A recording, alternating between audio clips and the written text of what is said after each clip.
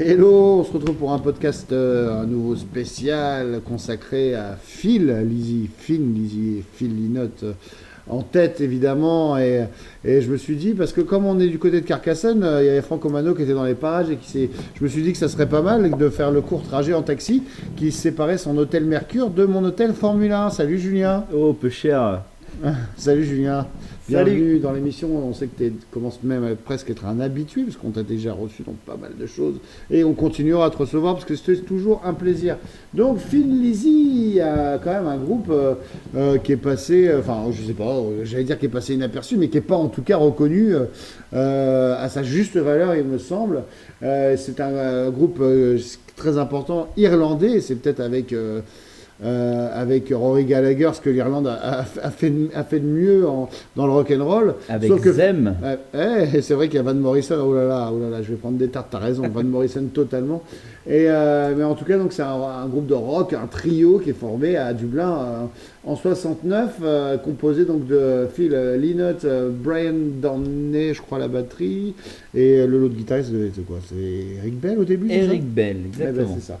Et donc du coup, comment commencer par là? D'où ça vient? Pourquoi Phil Lizzy arrive à cette espèce d'Hendrix à moustache bassiste va connaître un succès quand même assez important. Et pas tout de suite. Donc c'est quoi les origines, les débuts de Phil Lizzy, quoi, par le fait que c'est le chanteur d'un groupe qui s'appelle les Black Eagles. Voilà, donc au départ, Phil Lynott ne fait pas du tout de musique. Il s'intéresse plutôt aux fringues, aux vêtements, donc il s'habille, quoi. C'est un peu le mode de l'Irlande. En fait, il faut quand même savoir que Phil Lynott est un métis afro-jamaïcain irlandais. Ouais, enfin, je crois que sa mère est originaire de la Guyane, Voilà. tout simplement. Enfin, côté nord de l'Amérique du Sud, c'est vrai. Bon, voilà. Donc c'est quand même, il faut se rebaser historiquement, dans les années 60 en Irlande, un métis déjà c'est quand même extra. Ça passe pas inaperçu. D'ailleurs, c'est pas ses parents qui l'élèvent, c'est sa grand-mère qui va s'occuper de lui tout petit. Il va vivre dans un quartier de Dublin, enfin dans une banlieue de Dublin hyper pauvre, et qui va conditionner peut-être tout ce qu'il a écrit après au niveau des textes. Enfin, je veux dire, c'est l'ambiance waouh de Dublin d'après-guerre, quoi. Bah voilà, c'est exactement. Enfin, c'est pas une adolescence calme, c'est plutôt agilité. Il traînait avec des espèces de bandes de voyous, il vivait la nuit. Enfin, je veux dire, voilà. Et tout ce qui l'intéressait, quelque part, c'est d'avoir des espèces de vêtements flamboyants et puis sa gouaille et son charisme qui font de Phil Lynott ce qui va marcher, quoi. Voilà, donc c'est quelqu'un, on va dire, qui passe pas inaperçu. Voilà. Voilà. Donc au bout d'un moment, il décide de vouloir un peu faire quelque chose d'artistique, on va dire. Donc il se fait engager dans le groupe les Black Eagles. Voilà, c'est ça. Où d'ailleurs notamment Gary Moore fait partie du groupe, déjà à l'époque. Et le chef du groupe, c'est Bruce Shields. Bruce, carrément. Bruce, c'est comme ça. Et non pas George Bush, mais Bruce Shields. D'accord. Et donc du coup, Phil, bon, il prend le micro, il chante 2-3 trucs, bon, c'est pas terrible. Au final, il se fait virer du groupe. Putain. Bruce Shields le vire. Et il a tellement une espèce de rage contre cette son émission, licenciement. Et il travaille, il commence à travailler beaucoup. Il commence à prendre une basse. Et à s'entraîner à la basse et à chanter en même temps. Parce que tu veux dire que dans le groupe d'avant, il n'est pas à la basse? Il était que chanteur. Ah, d'accord. Il était que chanteur. Ok. Ensuite, il arrive dans Skid Row. Pareil, que en tant que chanteur aussi également. Oui, parce que, d'accord. Voilà. Et pareil, il se fait... Il n'y a pas vraiment de traces discographiques parce que le groupe Skid Row a des traces discographiques avec Gary Moore, c'est un trio. Et il n'y a pas Phil dessus. Il a fait quelques prestations comme ça. Bon, après, donc il décide un peu pas par vengeance, mais par revanche sur la vie, par ego, exactement. Et puis pour se dire merde, de faire son propre groupe. Voilà. Donc en fait, il va dénicher Brian Downey qui joue dans d'autres groupes de reprises en Irlande. Il y a tout un réseau de groupes de cover à cette époque. Post-Zem, parce que Zem c'est un peu les vedettes en Irlande à l'époque. Et puis Van Morrison surtout. Voilà. Les Zem se limitent, je le rappelle, à 2 albums, 2 LP en tout cas, une pléiade de 45. Voilà, Gloria. Don Gloria. Et donc voilà, poursuivons. Et donc il décide de fonder Thin Lizzy avec Eric Bell. D'accord. Guitariste qui jouait dans les les orchestres, je sais plus exactement le terme exact, mais c'est les orchestres de la musique traditionnelle irlandaise, mais jouait avec des instruments, on va dire, modernes, donc guitare électrique, basse batterie. Et c'est des show bands, voilà, exactement. Voilà, c'est ça. Donc lui, il extirpe du réseau des show bands, c'est-à-dire un peu comme si en France on avait les orchestres de bal qui jouaient avec un gros réseau de bal, pratiquement 5 jours par semaine, ça. Donc il l'extirpe de son réseau de show band, parce que Eric Bell, il faut savoir que c'est un grand fan de Cream, le trio avec Eric Clapton, Jack Bruce et Ginger Baker. Et donc il est partant pour arrêter de faire ces show bands là, et pour faire un groupe quoi. Ouais, au départ quand même, il puise dans le répertoire dans le traditionnel irlandais, quoi, qui était plutôt éloigné de la musique de Thin Lizzy, qui était plutôt influencé, comme tu dis, par Cream, par Hendrix ou par le blues de Jeff Beck et Clapton, quoi. Voilà, il y a quand même on sent vraiment, on sent l'Irlande en écoutant Thin Lizzy, on sent vraiment l'Irlande, on sent le folk irlandais, vraiment, on le ressent. Ouais, carrément.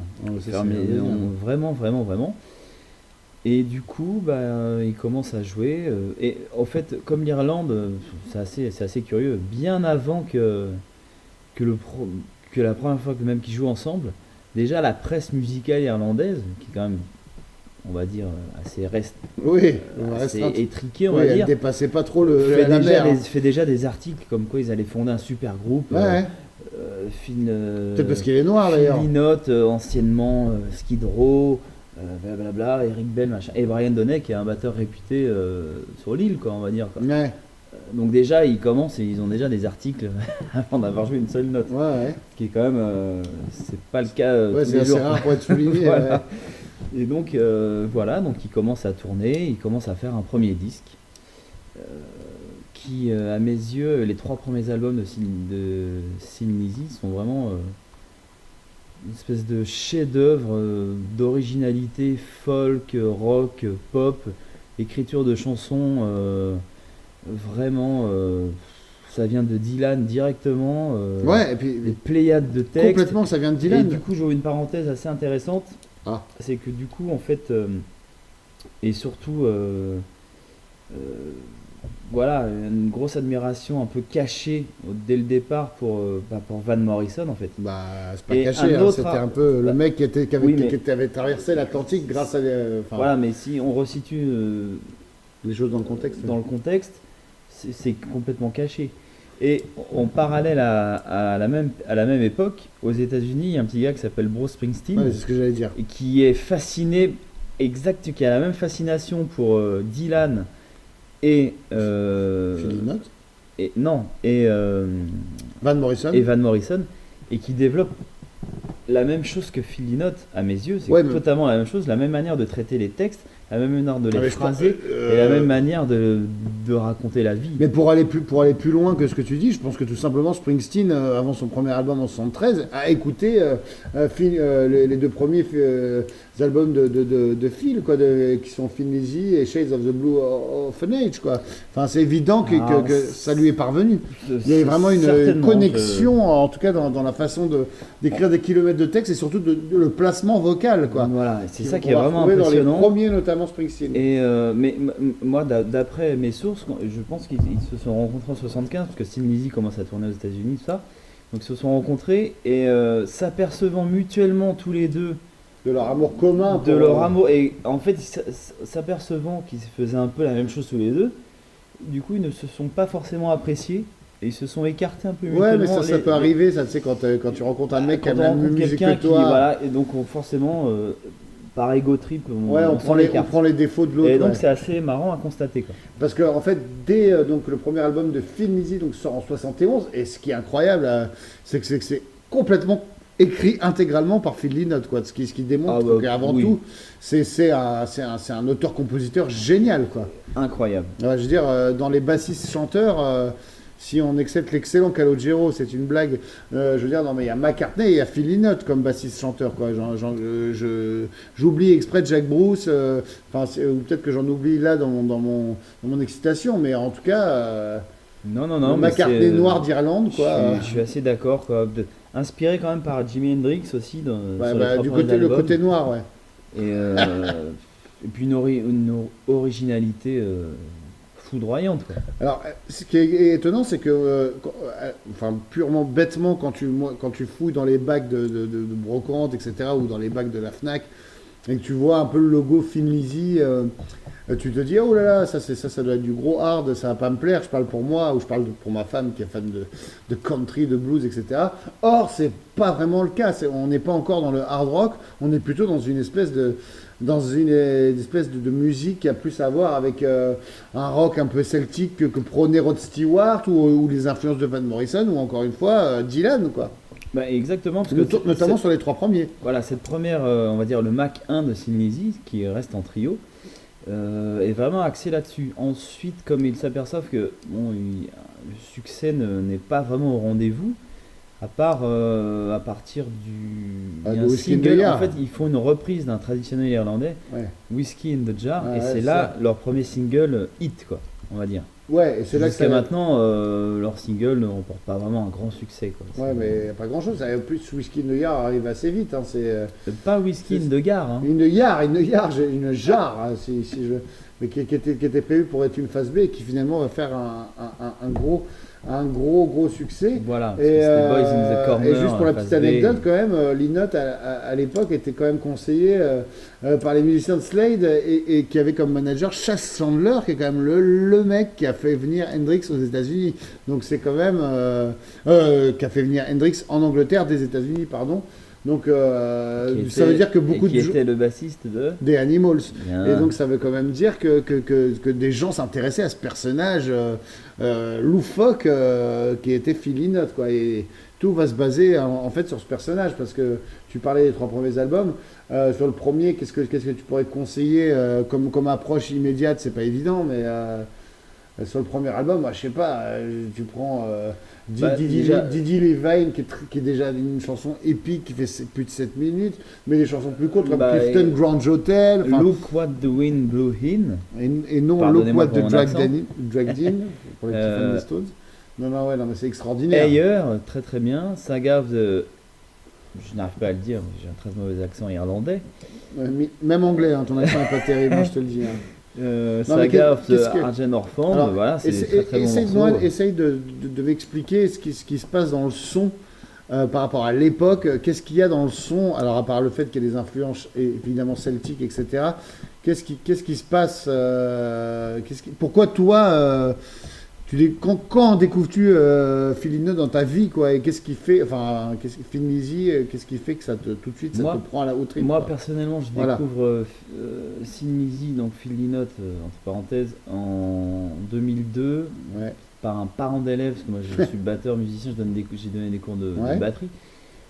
Il me donne un live qui arrive bien après dans l'histoire de Thin Lizzy, qui donne Dangerous and Alive. C'est celui qu'on te conseille dans tous les meilleurs lives de tous les temps. Personnellement, je déteste. Ah ouais? Je déteste, je ne supporte pas sa voix. Ah bah c'est intéressant, voilà, très bonne approche. Et je ne comprends pas, je lui rends, je dis mais j'ai pas compris, c'est de la merde. Donc vraiment, 22 ans, on est un peu idiot, donc je le précise. Ensuite, je reteste, je pars à Los Angeles avec des camarades à moi. Et là, dans la voiture, on écoute quoi? Chinatown, disent de Thin Lizzy de 1980. Et là, je tombe à la renverse, quoi. Complètement fasciné par les morceaux, par la voix, l'écriture des chansons, la voix du gars, le son, le jeu de batterie, tout. Et je rentre de Los Angeles et tu te dis, faut que je m'intéresse à ce mec, quoi. Voilà. Et t'étais pas rebuté, parce que moi il y a un truc pour faire une petite pique rigolote à la Antoine, c'est ce côté solo doublé qui va faire un peu la marque de fabrique, notamment sur un tubissime The Boys Are Back in Town, sur lequel on reviendra tout à l'heure. Oui. Alors, vraiment, c'est une espèce de double solo qui ont mal vieilli malheureusement aujourd'hui. Après, toi, tu t'aimes pas quand je dis mal vieilli. Moi, je suis pas vraiment d'accord avec ce genre d'argument, mais oui, ce type d'esthétique, non, ne me rebute pas. Chinatown est un album de 80 avec l'excellent guitariste Snowy White, qui accompagnait notre cher Mick Taylor. Voilà, exactement, et même qui a joué dans Pink Floyd également. Putain. Qui a même sorti des singles à son nom. Et même des hits. Oui, des hits, tellement des hits que Paradise. Voilà, exactement, que tout le monde a acheté, mais que tout le monde revend dans les brocantes. Exactement. Donc du coup, c'est cette phase, cette espèce de vague de 3 premiers albums, où il y a donc l'album Finity, Shades of Blue of an Age, on en a parlé, et le troisième, Vagabonds of Western World, qui est un album qui sort donc en 73 et qui va un peu bouleverser peut-être un peu la carrière de Finizzy, non Voilà, alors en fait, entre-temps, il y a quand même un single, donc la fameuse reprise de Whiskey in the Jar qui leur fait faire, qui leur ouvre la porte. Ils vont faire des promotions, des playbacks un peu dans toute l'Europe. Ils sont sur des cas déjà. Voilà, ils sont sur des cas, ils vont pas encore aux États-Unis. Des cas qui vont moins bien que par le passé, mais... Et du coup, voilà, ça leur ouvre les portes. Ils passent à la BBC. Il y a notamment des BBC sessions. Il y a une superbe histoire. Ils prennent le bateau pour aller à Londres. Et en fait, sur le bateau, il y a le principal animateur des États-Unis à Londres. D'Irlande. Ah, d'accord, ok. Et il y a le principal animateur de la BBC. Oui, John Peel. Voilà, et il rencontre John Peel. Et John Peel adore Phil Lynott, adore Thin Lizzy. Et les fait venir, et comme ça, c'est sans aucun plan marketing, d'attaché de presse ou quoi que ce soit. Ça se fait comme ça. Il les fait venir, comme s'il les a rencontrés sur le bateau. Parce que le mec, qu'il aime le groupe, il aime les chansons. Belle époque. Et ça, voilà, c'est encore assez beau, je tiens à le préciser. Voilà. Ouais, c'est bien. Donc, du coup, ça lui ouvre des portes, et qu'est-ce qui se passe donc, il tourne un peu en Irlande. Je ne cache pas que c'est. Il tourne. D'ailleurs, ils le disent fréquemment. Ils disent on va jouer à Londres, ça zone, on gagne pas trop d'argent. On se refait les poches, on se remplit les poches, pardonnez-moi, en retournant en Irlande régulièrement. Ça, c'est un peu l'histoire de toute leur carrière, en fait. Ouais. Donc voilà, donc ils commencent, voilà. Et au bout d'un moment, avec le troisième album, il y a les morceaux commencent à... Enfin, pour ma part, tous les morceaux sont d'une finesse extrême. Et le troisième album, c'est vraiment léché, chiadé, notamment avec les morceaux comme Little Girl in Bloom, Gonna Creep Up on You, qui est coécrit avec Eric Bell déjà. Phil Lynott signe tout, et des fois on voit un nom apparaître. Il y a Eric Bell qui coécrit, ou Brian Downey aussi qui. Voilà. Ouais. Et il s'impose aussi avec un autre tube qui s'appelle The Rocker, qui est vraiment inspiré par vraiment par Hendrix. Ah ouais. Et ensuite, il sort Nightlife. C'est là où je parlais de l'exemple de la pochette. Oui, mais précédemment, il y a quand même d'autres morceaux qu'il faudrait stipuler. Ouais, auxquels tu penses précisément. Sur le deuxième album. Sur Shade of Blue, il y a pas mal de choses là-dessus. Il y a quand même, je sais pas, Buffalo Gall. Et Sarah. Sarah, une chanson sur sa grand-mère, parce que plus tard, il y aura une chanson sur sa fille qu'il appellera Sarah. Et une chanson, moi, qui me touche particulièrement. Oui. Call the Police, Shades of a Blue Orphanage. Des très très bons morceaux. Et toujours en trio. Voilà, et là ils sont toujours en trio. Bon, il y a des re-re en studio. Phil Lynott joue de la guitare acoustique. La guitare acoustique très très bien aussi. D'ailleurs, il n'y a pas de basse, je tiens à préciser, il n'y a pas de basse sur leur version de Whiskey in the Jar. Il n'y a pas de basse. Ah, c'est marrant, parce que c'est quand même le bassiste chanteur par excellence, et il n'y a pas de basse sur ce qui va faire leur succès finalement. Voilà. Donc ce qui est marrant, c'est que je reviens, tu as bien fait de préciser là-dessus, Nightlife sort.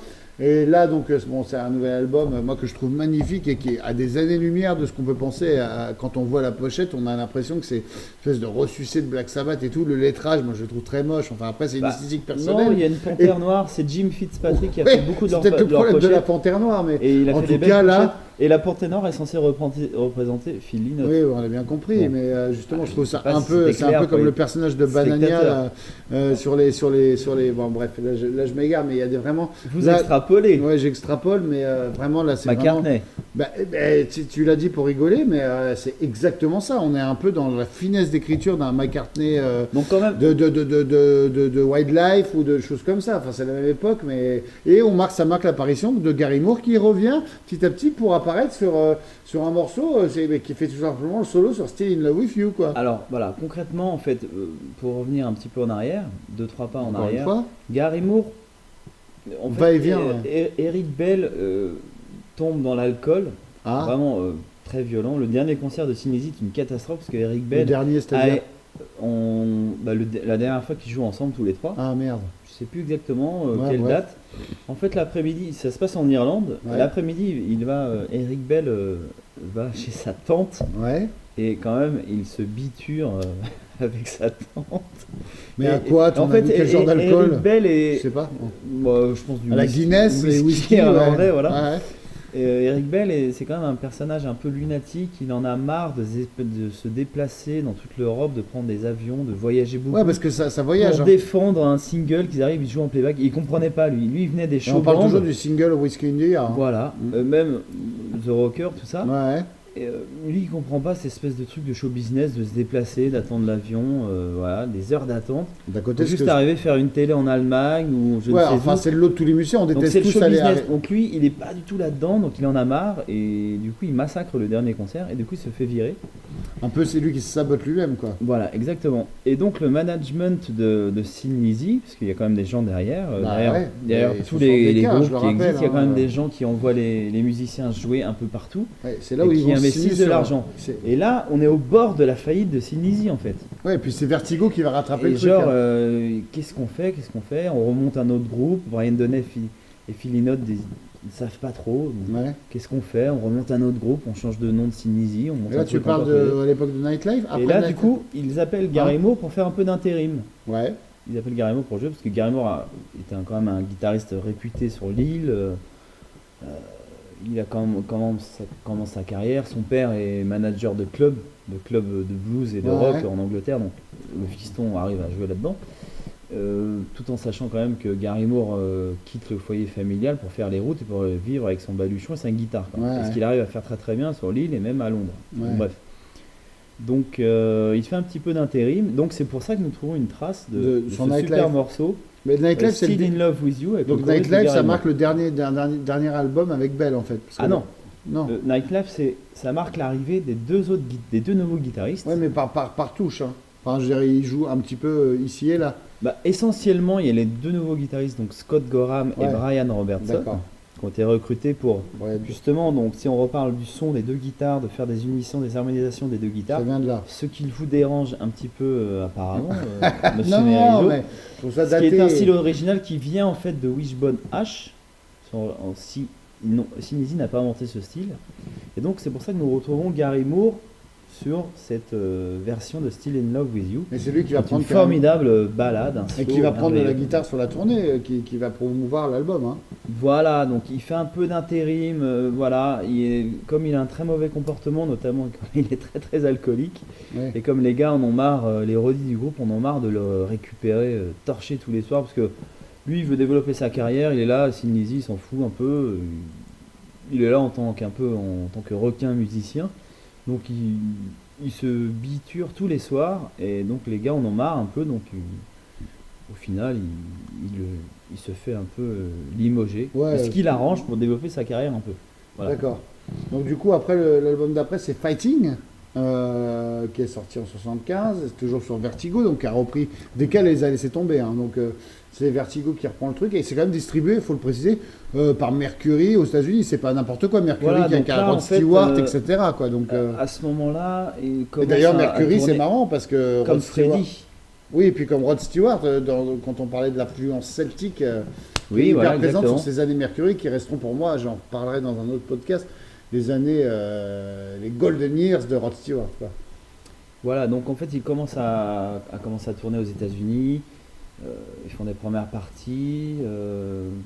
Voilà, donc. De qui notamment, t'as pas des noms en tête Alors, ça les ça noms te ne revient pas, ouais. me Bon, reviennent bah, allez plus, voir, mais allez je sais voir. que plus tard, ils feront les premières parties de Queen Ah, quand même. et ils mettront une sacrée rouste à Queen. Bah, ce qui Et est pas que d'ailleurs, difficile. Freddie Mercury sera assez dégoûté.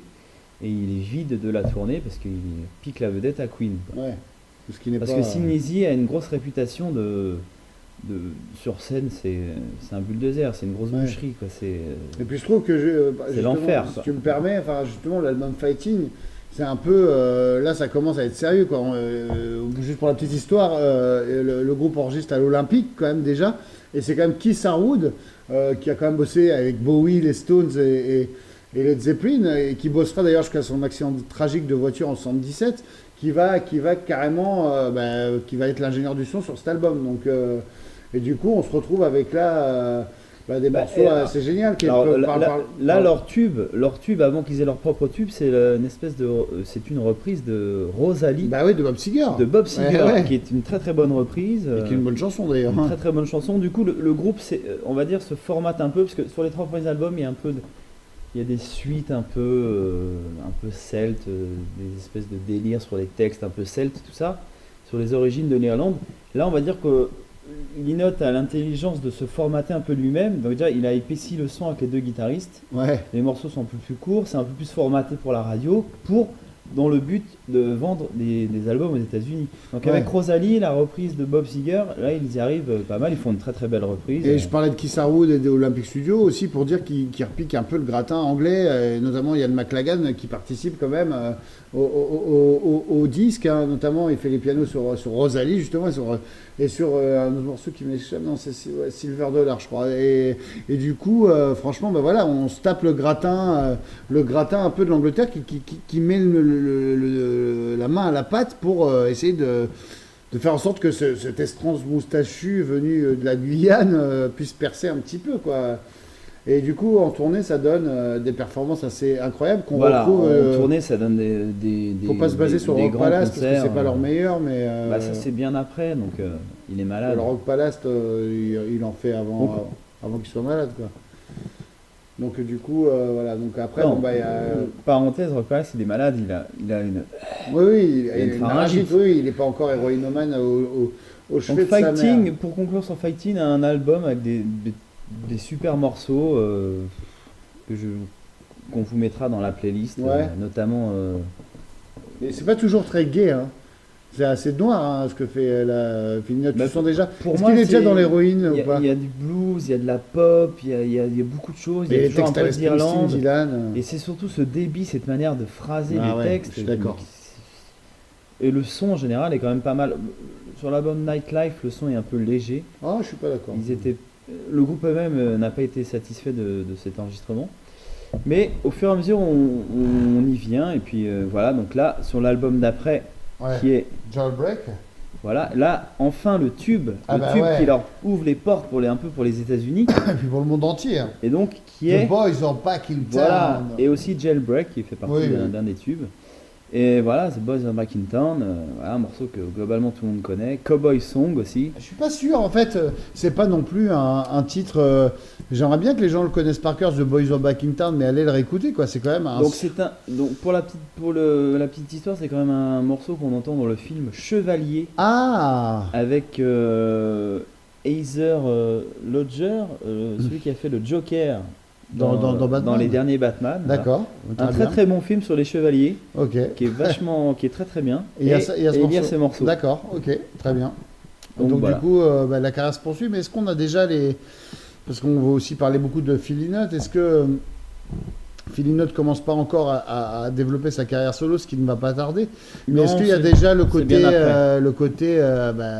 un peu vicieux, enfin pas vicieux, mais le côté triste de David Phil Lynott, il développe pas encore son addiction tout de suite des Jailbreak avec le succès. C'est pas le succès de Boys Are Back in Town qui va faire qu'il bascule vers une vie un peu rockstar classique cliché et qui se met à l'héroïne. Non, pas encore. On est encore.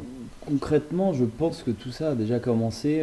Tout le groupe passe à l'héroïne, à l'alcool. C'est quand même des Irlandais. Ouais, parce qu'il faut quand même se rappeler que sur la tournée américaine. Il y a un Américain quand même dans le groupe, Scott Gorham. Mais c'est quand même et l'autre guitariste est écossais. Donc c'est quand même. Mais je te demande ça parce que. On lève le coude pas mal et on se pique pas mal. Hein. Voilà, à tel point que la tournée américaine a été annulée parce que Lynott contracte une hépatite sur la tournée de Jailbreak quand même. Donc. On est déjà là dans les premiers problèmes de santé qui. Une partie, oui. Ouais, enfin, ça prouve quand même que ça va pas. Que la santé est fragile, quoi. Bon, après, une planète d'albums, avant le Live and Dangerous, qui va être un succès. Donc Johnny de Fox, une espèce d'imagerie sur le renard. Enfin, c'est des grands albums avec des grands titres. On reviendra en détail sur la playlist. Ouais. Et du coup, il y a finalement alors, ce qui reste le plus populaire. Il y a quand même l'étape Tony Visconti. L'album d'après, donc Bad Reputation, est quand même pris en main par Tony Visconti. Qui lui leur a dit c'est super, hein, mais vous avez jamais eu un vrai bon son d'album. D'ailleurs, c'est coproduit. Moi, je vais vous en faire un. C'est coproduit Tony Visconti, Thin Lizzy. Ça a beaucoup de maîtres, hein, parce que Tony Visconti, voilà, il n'en est pas à son coup d'essai. Hein, c'est ce que je disais, ça continue à prouver qu'en fait, que tout le monde s'intéresse à cet Irlandais curieux et que du coup, même Tony Visconti s'empare de l'affaire et du coup, le contrat est toujours sur Vertigo, mais voilà, tout le monde s'y intéresse et notamment les grands producteurs et les grands musiciens de cette époque-là, quoi. Donc du coup, il y a quoi de bien d'ailleurs sur moi j'ai pas de. Il y a le morceau éponyme de l'album, Bad Reputation, Opium Trail, Southbound, une super chanson, un tube super pop quoi. Et là Dancing in the Moonlight, un de leurs grands tubes. Mais là justement, alors si vous avez la réédition, je crois qu'elle est parue au début des années 2010, là vous avez déjà les extraits de ce qu'ils faisaient à la BBC et je trouve que même les versions ont un côté vachement plus nature et moins produite qui mettent plus en valeur vraiment enfin, je veux dire, le talent de compositeur de Phil Lynott. Hein, oui, enfin, je sais pas si je dis une connerie. Je partage votre avis. Sur Bad Reputation, c'est assez évident.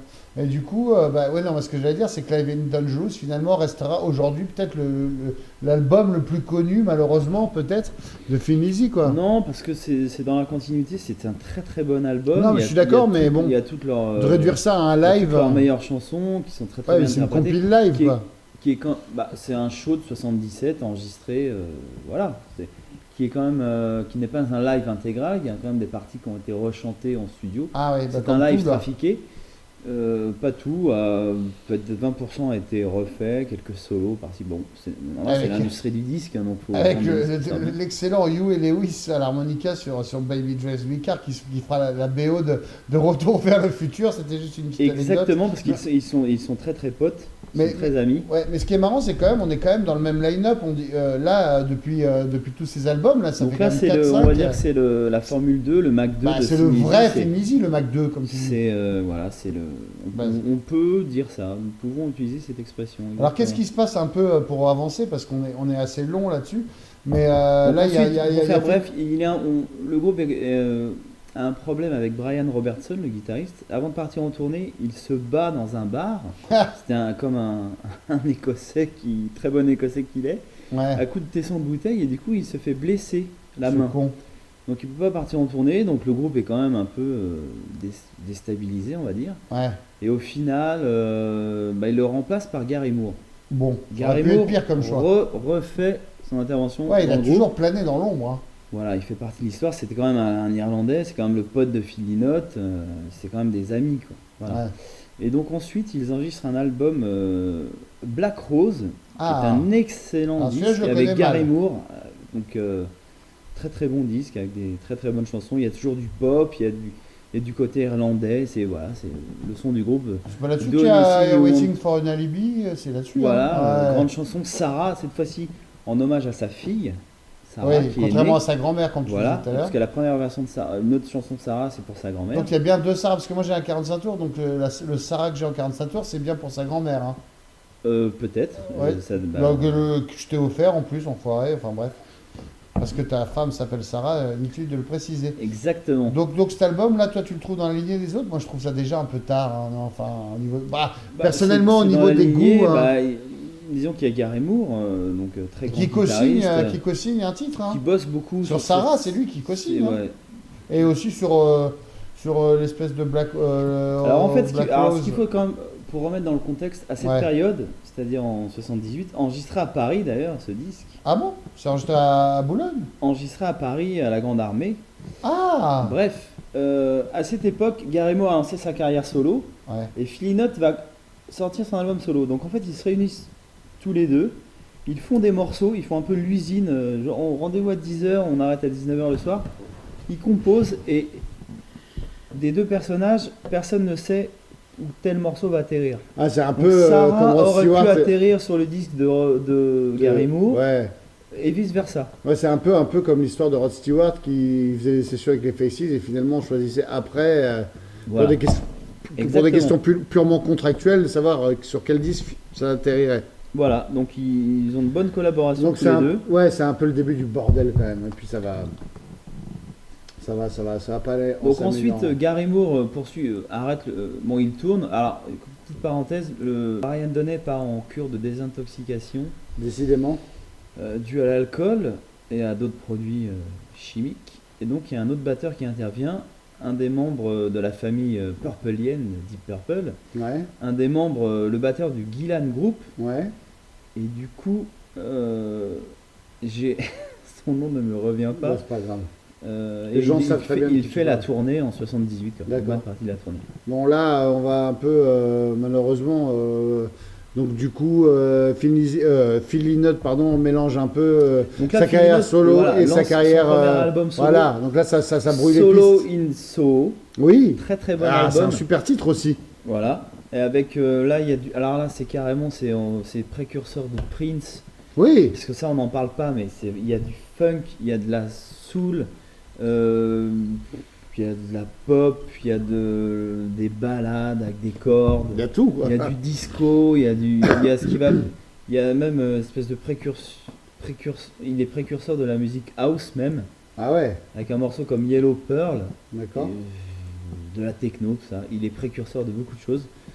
Alors qu'est-ce qu'il fait en fait parce que du coup là les contraintes ne savent plus à quoi s'en tenir.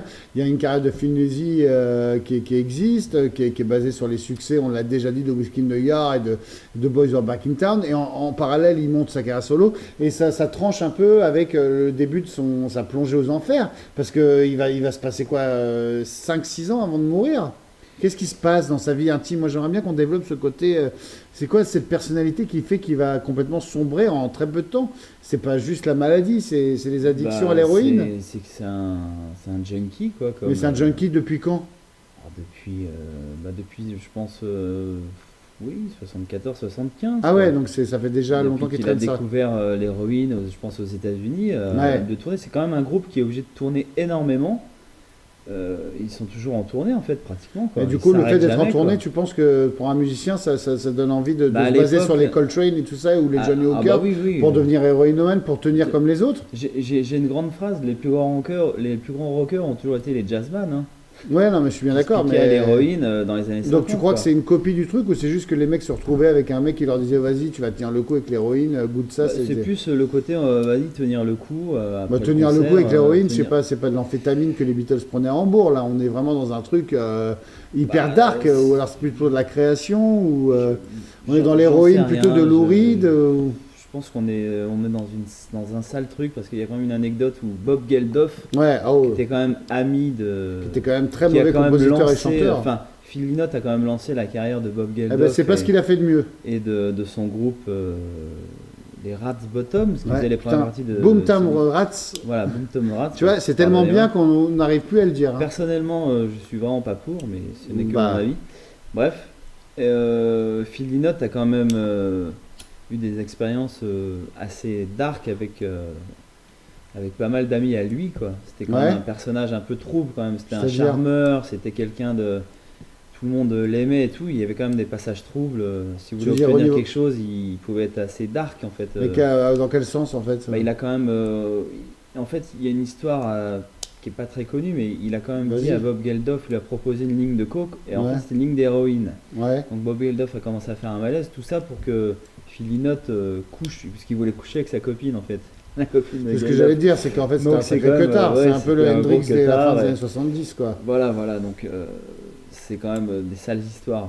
Voilà. Ouais, puis ça se finit un peu enfin, je sais pas si tu veux rajouter un mot sur Renegade ou Thunder and Lightning. Entre-temps, Phil Lynott se marie, il a 2 filles, donc Sarah et Kathleen. Ouais. Et au bout d'un moment, je pense que ce qui peut prolonger la fin de Phil Lynott, donc c'est quand même son addiction à l'héroïne et à d'autres substances, et l'alcool aussi beaucoup. Et c'est surtout la séparation avec sa femme. Ouais. Il peut plus voir, il a plus trop l'autorisation de voir ses filles. Tu crois que ça le plombe? Et tout ça le plombe parce que le groupe s'arrête en 83. Ouais. Donc, juste pour préciser, quand même, donc Gary Moore quitte après la tournée Black Rose, il quitte le groupe. Putain. Ensuite, le groupe accueille Snowy White, voilà, on en parlait tout à l'heure, sur l'excellent album Chinatown. Ouais. Snowy White reste pour l'excellent album aussi Renegade. Ouais, c'est les 2 derniers en fait.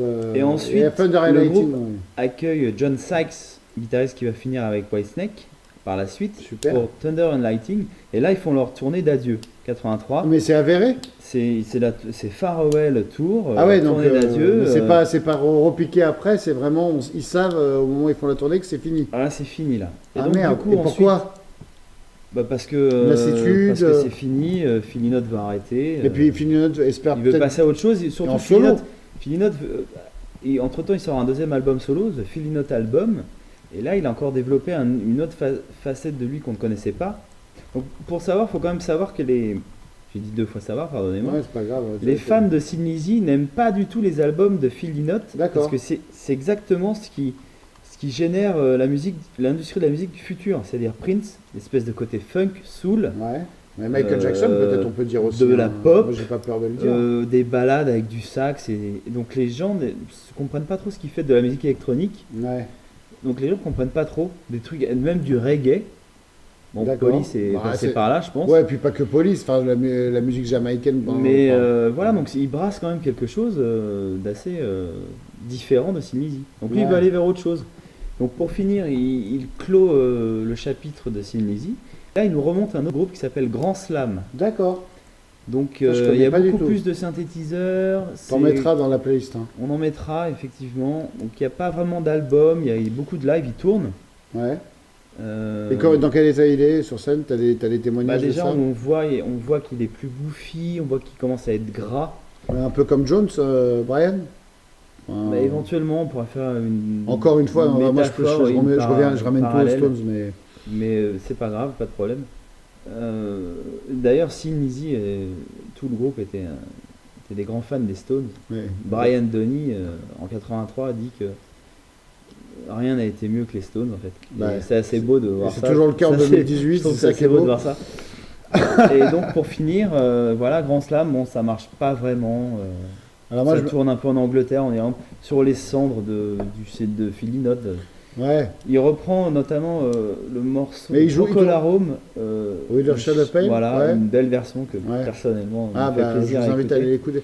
Je voudrais juste pas finir de façon scabreuse, mais je me souviens d'une soirée qu'on avait passée chez toi il y a quelques années où tu nous avais montré un documentaire fabuleux sur Phil Lynott et tu mélangeais avec des anecdotes que toi tu avais lues dans un bouquin sur la fin de sa vie. On sait que, enfin, je vous apprends, en tout cas peut-être si vous ne le savez pas, que Phil Lynott est mort en début d'année 86, le 4 janvier précisément, et qu'il a passé son Noël à l'hôpital, accompagné de sa famille, de sa mère, voilà. Et des visites de sa femme.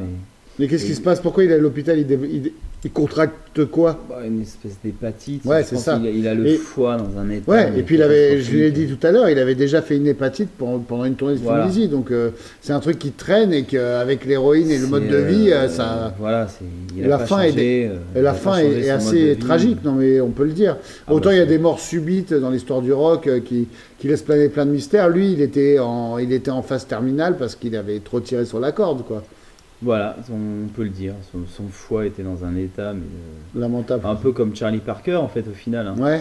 Mais Charlie Parker qui meurt chez lui devant une émission comique, c'est un peu plus glamour.